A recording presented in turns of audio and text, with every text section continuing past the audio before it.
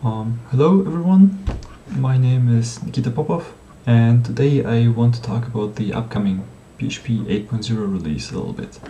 So first about myself, I'm a PHP core contributor, and many of the things I'll be talking about today are things that I worked on myself or was involved in the design process. And I've been with the PHP project for a while. Mainly I've been contributing in my free time as a student.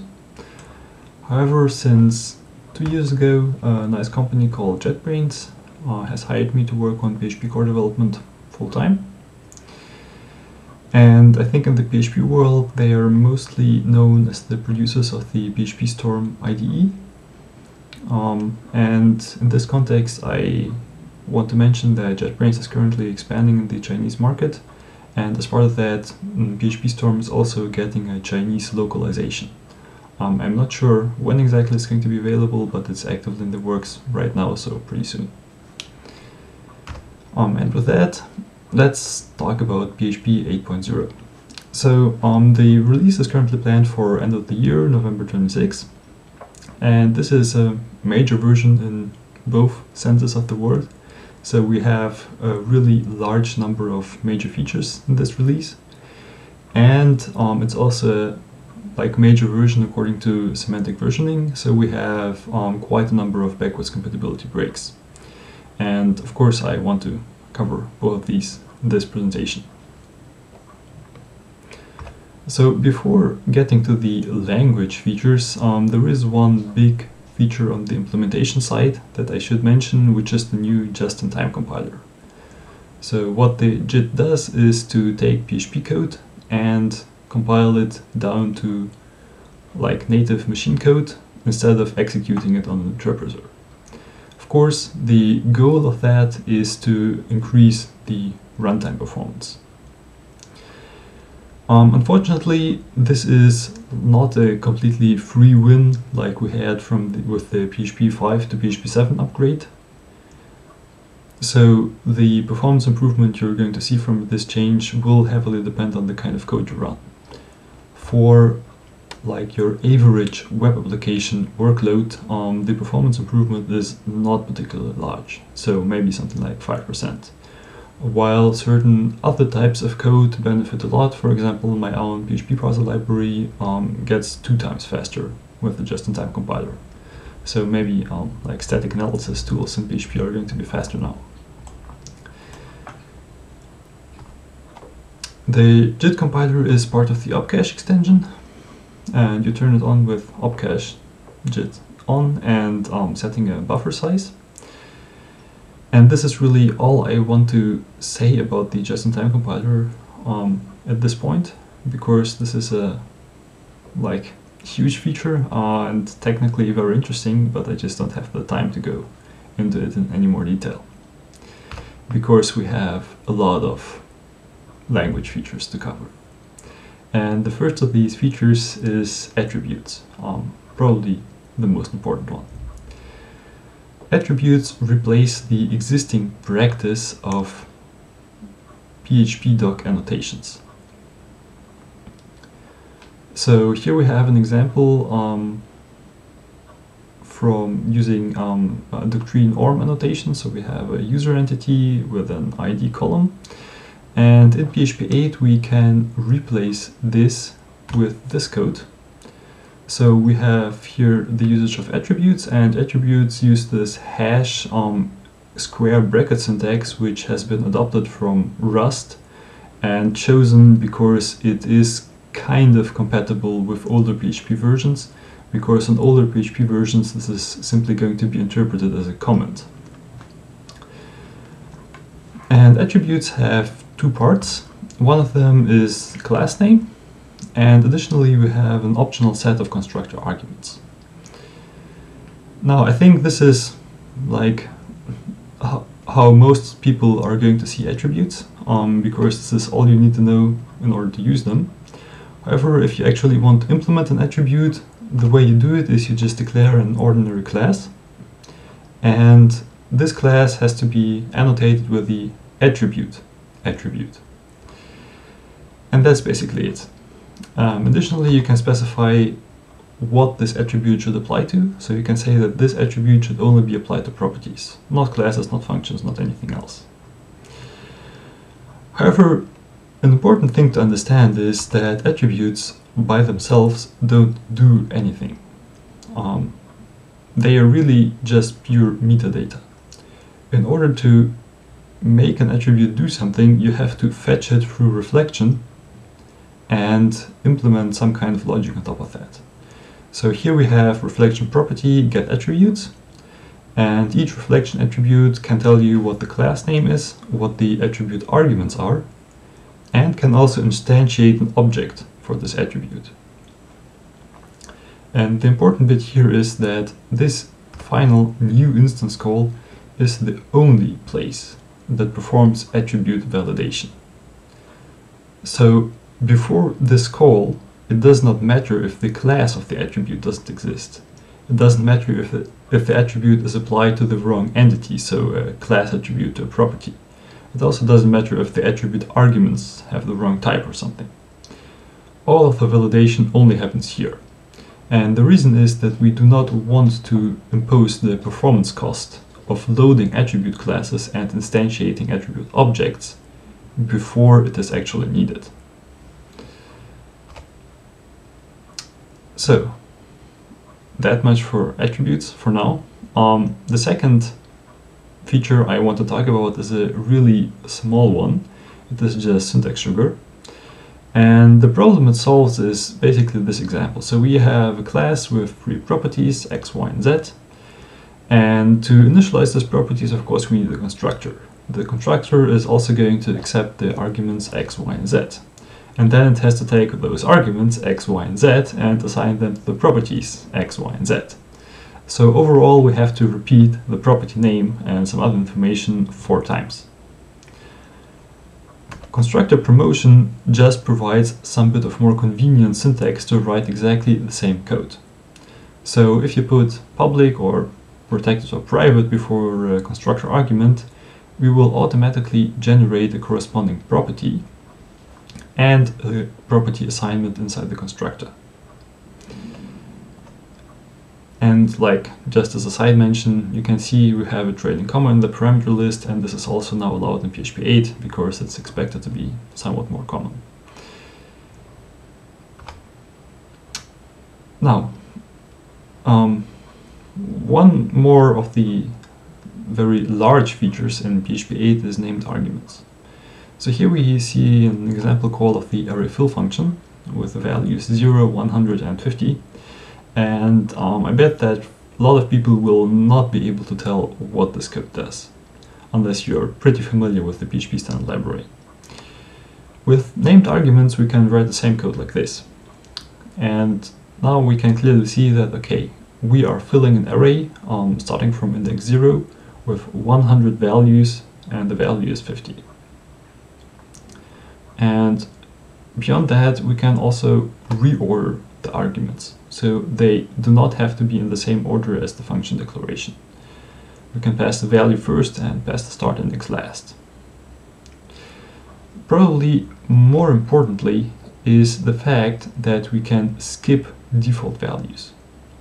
So here we have HTML special chars, and we only want to change the value of the very last argument, so the false value here. We can write it like this now. So we just pass the string, we skip all the arguments in the middle, which will be assigned the default values, and we assign false to the last double encode parameter. Here we also see that it's possible to mix both positional, normal arguments and named ones. The only restriction is that you have to pass the positional ones first and the named ones afterwards. Now, it's not an accident that name parameters are being introduced now in PHP 8. The reason is that this feature has some synergy with the other features that are being introduced in PHP 8. One of them is attributes. The reason is that the existing PHP-doc annotations that are already being used in the wild already support named arguments. So here we have root name action. And translating this to PHP 8 attributes, we can retain the same attribute syntax. So we do not have to come up with some kind of new format to make this work. Because we have both attributes and named arguments in the same release, we can keep the format the same. The second part is that constructor promotion solves only one half of the problem. So it makes the class declaration nice and compact, where you essentially only have to say what properties the class has and the constructor is automatically generated. However, on the initialization side, we still have like only an ordered list of parameters. For a point class, that is not so important because the order is sensible, but for many other classes there is really no preference which property should be initialized first and which one last. So essentially the combination of constructor promotion and named arguments gives you a convenient object initialization syntax for which some other languages have first-class support. Now, to also mention a couple of details. Named arguments are compatible with argument unpacking and with variadics. So previously, if you used the argument unpacking feature, so the free dot syntax, you could convert an array into function arguments. Now you can also do this while mapping string array keys onto parameter names. So here the x key is going to be mapped to the x argument of the constructor. Conversely, if you use a variadic function, unknown named arguments will also be collected into the variadic argument. So here we have two positional arguments, 1 and 2, and then two named arguments, x3 and y4. And if we perform this call, then we will also get back an array with elements 1, 2, and then x3 and y4. So this is a potential backwards compatibility, well, not break, but issue to watch out for, because previously variadic arrays could only contain integer keys. Finally, probably the most controversial part of the named arguments implementation is what happens if inheritance is involved. So this example illustrates the problem. We have class A with a method and a parameter name A. And then we have class B with a method and parameter name B. So what happens if we call the method on class B but use the parameter name from class A? What's going to happen is that you get an error because the parameter does not exist. So if you use inheritance and if you use named parameters, you have to be careful that the parameter names stay the same. However, PHP itself will not enforce this, because this would be a large backwards compatibility break in practice. So possibly PHP will enforce this in the future, but it does not do so in PHP 8.0. So next to these we have quite a number of type system improvements. The first one is union types. So in this example we have we see the existing practice of using union types inside PHP doc. So we have an inter float type, and in PHP 8 we can make this a native type that is going to be type checked and that's going to be available through reflection. There are also two special types, namely the false type, which is, well, not exactly a type, but it's so common in the PHP standard library as an error return value that we have included it as a literal type nonetheless. And the second one is the null type, which was already essentially supported through the question mark type syntax, but now you can also include it in unions with more than two types. And the existing question mark type syntax is now simply considered a shorthand syntax for writing out this full union with the null type. So I think union types were requested as a feature for a long time, but it took a while to get them, and large part of the reason is that they have a tricky interaction with weak types. So with strict types, everything is simple, but with weak types, we have to consider how we convert incoming values to one of the union types. And the rule is basically that we take the incoming value and try to convert it first to an int, then a float, then a string, then a bool in that order of preference. Because it turns out that in practice, this gives the most sensible results. So here is an example. We have an argument of type int, float, or bool, and we pass in a couple of test values. And I think some of these values are pretty sensible. So a string 45 gives you an int 45, and a string 45.8 gives you a float 45.8. However, an empty string gives you a boolean, and a non-empty, non-numeric string also gives you a boolean. And this might be unexpected, but it's kind of the closest value we have that is part of the union type. Personally, I simply enable the strict types directive, in which case all of these magic conversions go away and the behavior is nicely predictable. Now, the second type system extension is the addition of the mixed type. Mixed type is very similar to simply specifying no type at all, but it allows you to be explicitly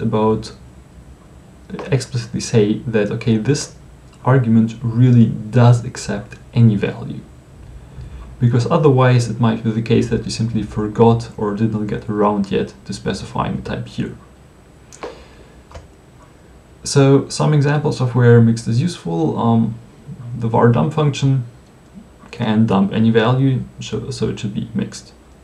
The serialize function can serialize any value, so it should be mixed. And mixed also commonly appears as an approximation for generic function signatures. So if we specify the error reduce signature generically, it's going to look something like this, but because PHP does not have generics, we have to take the union over all possible generic arguments, and we end up with this signature, where the initial value is mixed and the return value is mixed. So for a specific invocation, it's always going to be something more specific than that, but over all possible invocations, it's going to be mixed. Now, mixed has a bit of a curious interaction when it comes to inheritance. For argument types, mixed is really equivalent to specifying no type. So if a parent method uses mixed, then the child method can leave off the type, or the other way around. However, for return types, this is not the case, because for return types, we treat no types as essentially the same as mixed or void. And this means that if your parent method specifies a mixed return type and the child method specifies no type, you're going to get an inheritance error, because this would widen the return type from mixed to mixed or void, which is not allowed. Finally, we have the static return type, which is very similar to the self return type, but follows the usual late static binding semantics. Which means that if you have this kind of class with a name constructor returning new static, and you extend it using a child class, and you call the method on the child class, then you expect to get back an object of the child class, not of the parent class. So that's what the new static does, and that's also what the static return type checks. The other two use cases for static return types are the wither pattern, so which you are probably familiar with from PSR request response objects, and for fluent methods, which always return this, and this is always an instance of static. Now, there are two more features I want to mention. One is the match expression, which is a limited replacement for the switch statement. So in this example, we have a switch statement that accepts an operator, and then computes the result for that operator. You can see that each switch case always does an assignment to the result variable and then a break. And these kind of switch statements can be replaced with a match, like this, where like the basic idea behind match and switch is pretty similar, but the details differ a lot. Namely, match is an expression, and that means that match has a return value. So here you can see that we assign the result of the match expression to the result variable. And each match clause is also an expression. So the result of that expression is assigned to the match return value. In this particular example, you can see one more change that has happened in PHP8, namely that the previous throw statement has now become an expression, so it can be used in the expression context and can also be used inside match, which is also the reason why this has been allowed. So the next difference between match and switch is that matches are exhaustive. So if you do not specify a default clause and you pass in an argument that was not explicitly handled, so in this case we pass in a division operator, but the match only handles plus, minus, and multiplication, then you will get an unhandled match error. And finally, the match expression uses strict comparison, while the switch statement uses weak comparison. And that means if we pass in true as an argument, then you can see that true is not part of any match clause. While switch would check that, okay, is true equal to the string plus, and say, yes, those are equal, and take that branch, which is most likely not what you want. So yeah, I did say that match is a limited replacement for switch, and the limitation is exactly the fact that each match clause has to be a single expression. So you cannot include a larger code block in there. But possibly this is a limitation that can be lifted in the future. Now finally, we have another small addition, a small bit of syntax sugar, I would say, which is the null safe operator. So here we have some bit of like maybe contrived code. So we have a session object, and if it's not null, we want to get the user from it and get the name of the user. With a null safe operator, you can write this more compactly, and it does exactly the same thing. So if the session is null, it's just going to return null, and if it's not null, it's going to perform the method call and perform the property access. And probably the more important use case is if you have some kind of more deeply nested chains of accesses. So if you say that both the session can be null and the getUser return value can be null, because in that case we can no longer write this as a short ternary statement, but we would have to write a relatively deeply nested chain of if-else checks. So probably whether you like this feature depends on your opinion on the null value. I know that many people say that you don't need this because you should just avoid null values in the first place. So I think those were the major features in PHP8. There are also countless of other improvements. I just want to briefly list a couple of them. So one is that you can catch exceptions without storing them in the variable. You can get the class name of an object using the familiar syntax. We have the string contains, string starts with, and string ends with functions, which is kind of ironic that those have only been added in PHP8.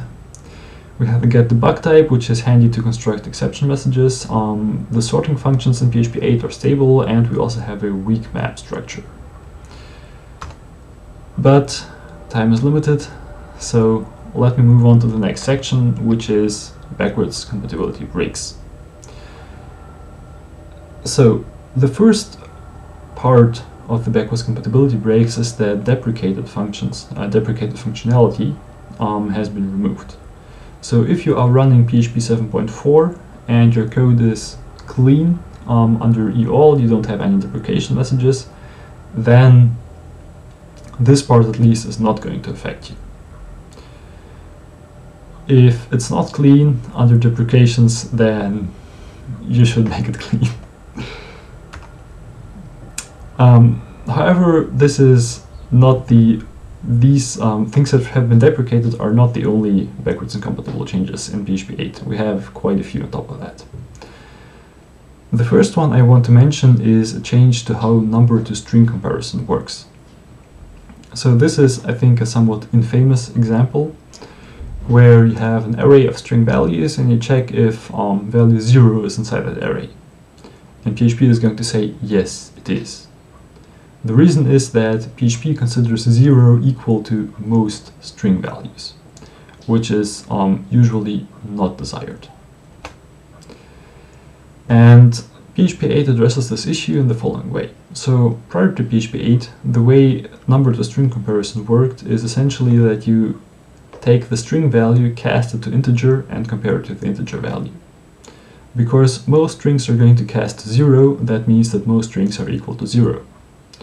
In PHP 8 we do it the other way around. So we take the number, cast it to a string, and then compare the two resulting strings. So here is a slightly larger table of how comparison behavior changes. And you can see that 0 equals foo was true previously, now it is false. 0 equals the empty string was true previously, equals false. So I think this 0 and empty string case is the one to watch out for, because here the previous behavior was not obviously wrong. And you can also see that there are still some odd comparison cases, like the number 42 is equal to a string 42 with white space before or after it. So to avoid those cases, you would have to use a triple equals strict comparison. Now, another large project that we've been working on in PHP 8 is the resource to object migration. So our long-term goal is to eliminate the resource type from PHP. Reason is that objects are type safe and they have much better internal support. So they, for example, have proper leak detection and garbage collection support. And what we are doing is we are converting resources into so-called opaque objects. So these objects do not have any methods, they simply hold data. You still interact with them using the old procedural APIs, though we do want to add some proper object-oriented APIs in the future. And we have already converted quite a few resources to objects in PHP 8. So here is the list of new object types that were previously resources. However, we have not finished this effort and will continue in later PHP versions. Of course, this conversion does constitute a backwards compatibility break. So if you have code like this, you have image create from PNG, previously this returned resource or false, and this code is checking if the result is a resource, and if it isn't, it throws an exception. In PHP 8, this will simply always throw an exception, because the return value is now a GD image object, and the GD image object is obviously not a resource.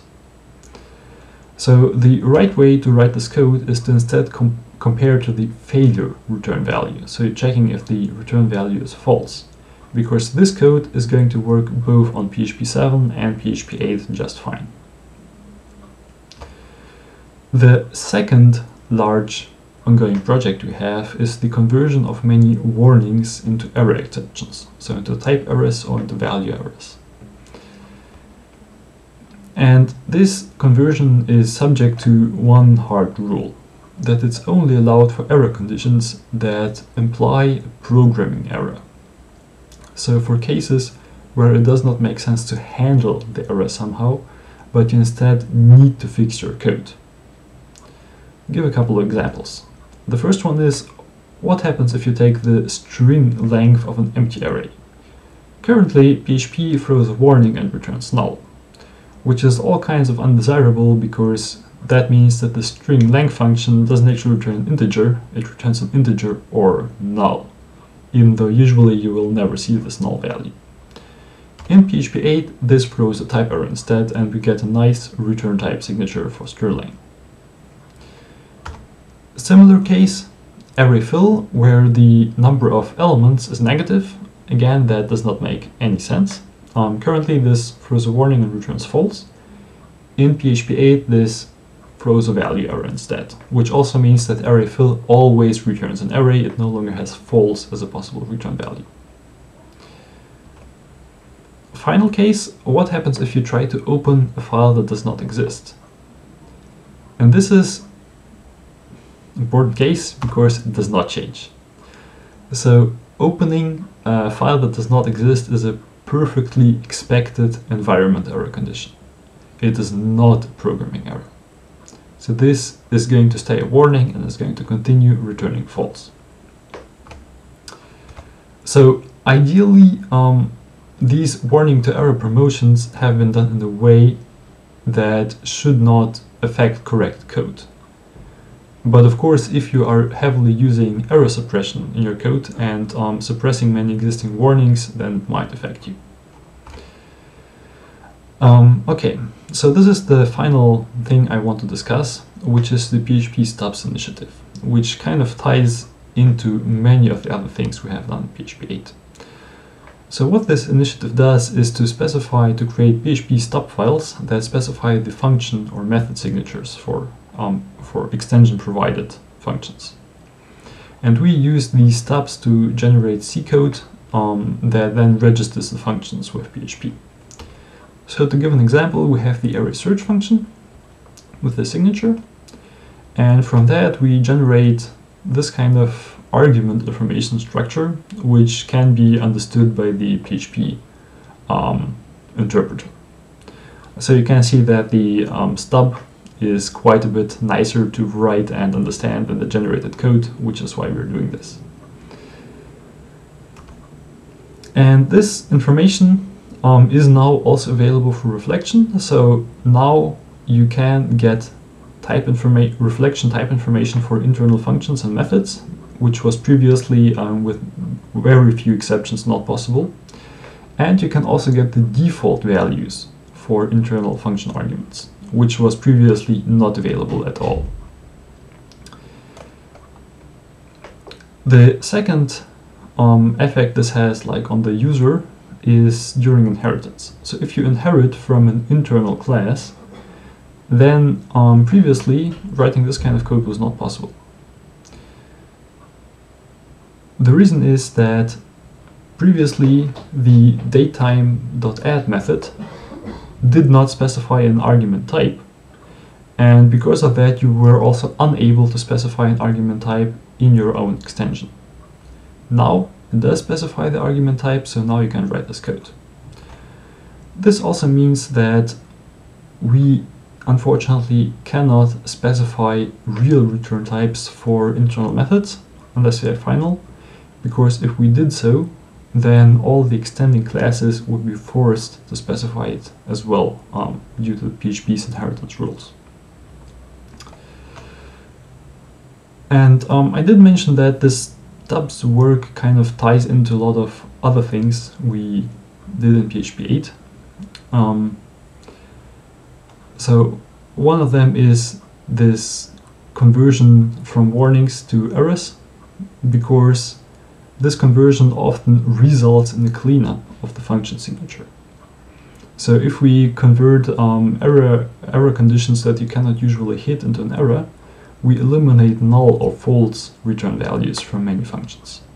And similarly, this also ties into the named arguments work, because the default values specified by the stubs are necessary to make argument skipping on internal functions with named arguments work. Now, this is everything I wanted to cover on the feature side and on the backwards compatibility side. Just going to mention that if you want to quickly try out how PHP 8 behaves for a certain piece of code, I recommend using the eval.org site, which allows you to test code against many different PHP versions, including PHP 8.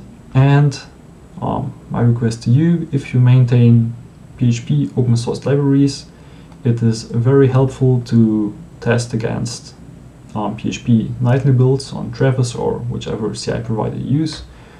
Though currently you may have to specify the ignore platform requirements option in Composer, because not all libraries are formally compatible with PHP8 right now. So I think most of them do work, but not all of them allow it inside their Composer JSON file. Hi everyone, I've been asked to answer a couple of questions, so I'll try to do that now. The first question is whether the performance optimization of the PHP kernel has come to an end or not. Will PHP pay more attention to the development of grammar or look for other performance breakthrough points in the future? So, in my experience, the performance improvements are never over. There is always more room to improve. So the JIT introduced in PHP 8 is just the very first version, and I'm sure that in further iterations it's going to improve. I mean, many other languages have had just-in-time compilers for years and have been improving them for years. In addition to that, I think that like the focus on pure PHP execution performance is only part of the problem. The other part is the PHP execution model, which is by default shared nothing. So after each request, we throw everything away and everything has to be bootstrapped anew. One like very simple idea to improve that is to allow applications to pre-bootstrap, so to perform the bootstrapping process and then wait until the request comes in. So doing that means that you can have many PHP FPM processes sitting around, all already bootstrapped and ready to directly serve a request. This does not improve like throughput, maximum throughput, but it does improve latency if your server is not fully saturated. Of course, like the real solution to the PHP programming model is to use async IO, so to actually have some kind of application server where everything is executed within one process. I know Swool is really popular in China, and I do think that it would be worthwhile to integrate something along these lines in PHP, though I don't really know how exactly we should be going about that. So next question is, does bootstrapping make sense for PHP? The implementations like CPHP, CPython, and the bootstrapping ones like Rust or Go, which ones would you prefer? Will the PHP core use a standard library written by PHP in the future? So like complete bootstrapping is definitely out of the question for PHP. We will never implement PHP completely in PHP. However, the question of writing the PHP standard library in PHP, that's a good one.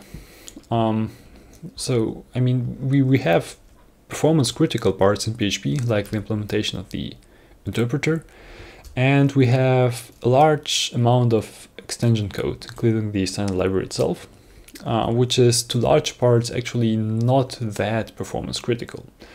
And there is really not a lot of benefit to writing large parts of it in C rather than PHP. Actually, there are a lot of disadvantages because, well, not many people write C, and writing C code, it's very easy to introduce mistakes and security vulnerabilities. So I definitely support like moving parts of the PHP standard library into PHP. And I think we at this point have most of the technical underpinnings to make that actually happen. One part was preloading, introduced in PHP 7.4, which would allow us to like preload the standard library written in PHP. And the other part is the JIT compiler, which would reduce the cost of even like more performance sensitive parts if they are written in PHP. So this is definitely a direction I'm interested in going. Next question, will PHP import more data science friendly syntax extensions, like friendly mathematical operation support in Python? What's the biggest challenge? Well, actually during the PHP 8, development cycle, there was a proposal to introduce operator overloading, and it was declined, I think by a not so large margin. In fact, PHP already supports operator overloading, but only internally. So there is really a single extension on GMP, so large number support, where you already can do things like add together two GMP objects. However, this support is not exposed to the end user. And at least the way I view it is that this is really not a technical problem, it's a philosophical problem. So there are quite a few people who think that operator overloading makes code less clear because there is, well, more magic. You write plus, but it doesn't do plus, it calls some kind of other method. And yeah, the real obstacle here is convincing people that this is not the case and that operator overloading is more useful than it is harmful. Personally, I support operator overloading, but I couldn't really say whether it will be introduced in the future or not.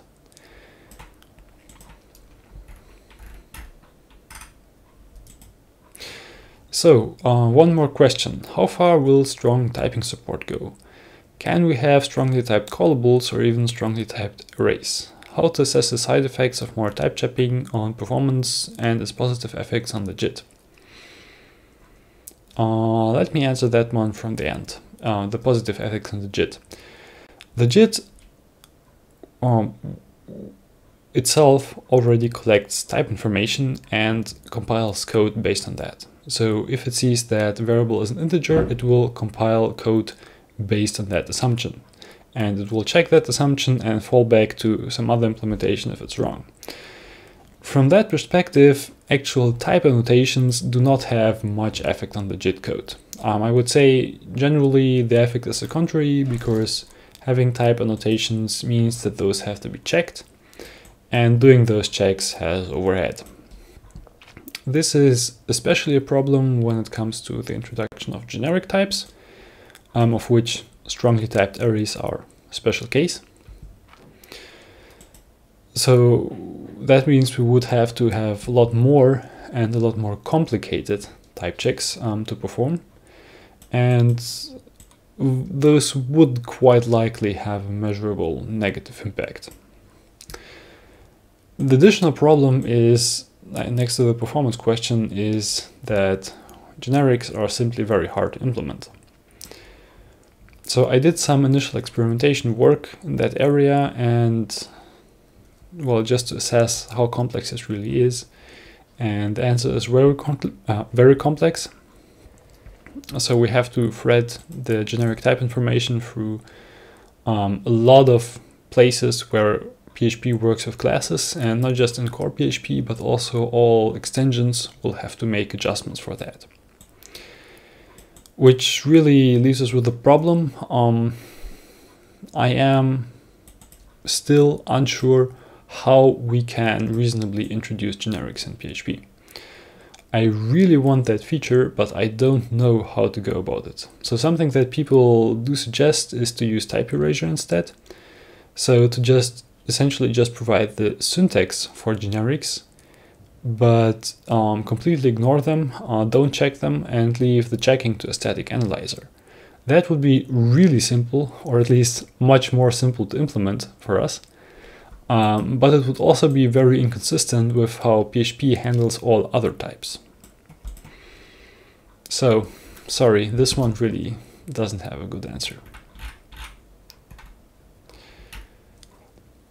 And the last question is how to assess the application of bubble-like technology in the PHP ecosystem. For instance, the Hyper-F framework intercepts autoloader and uses the PHP parser to achieve secondary compilation for better AOP support.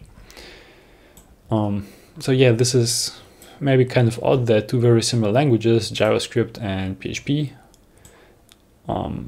are so different in this regard. So in PHP, in JavaScript, this kind of transpiling is extremely common, while in PHP it's essentially completely unused.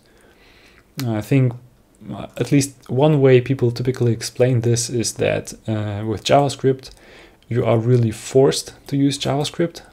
So if you want to use some other language, like, you know, TypeScript, you have to transpile to JavaScript because you don't have a choice. In PHP, that doesn't exist, so you could simply use a different language. The other thing that comes up with languages built on top of PHP and compiling to PHP is like the chicken and egg problem of IDE support, or generally tooling support. That if you come up with a new language that has like better syntax than PHP and compiles to PHP, that all like works fine. But because you don't have PHP Storm support for it, no one wants to use it. As for the last aspect about the AOP support, so basically the case where you stick with PHP as a language, but add some kind of additional runtime feature by dynamically adjusting code. I mean, I did see that being done a couple of times. I think generally people don't like the magic that it introduces. So code doesn't do what you wrote, it does what it has been compiled to in the background, and it may not be easy to really see what actually gets executed and debug any kind of issues that appear. So usual code generation support, code generation problem. But honestly, I haven't really thought about this too much. Okay, so that's it. Hope that at least answers some questions, even though I got the feeling that there wasn't really to answer most of them. And with that, thank you for your attention, and well, maybe I can see you in person some other time.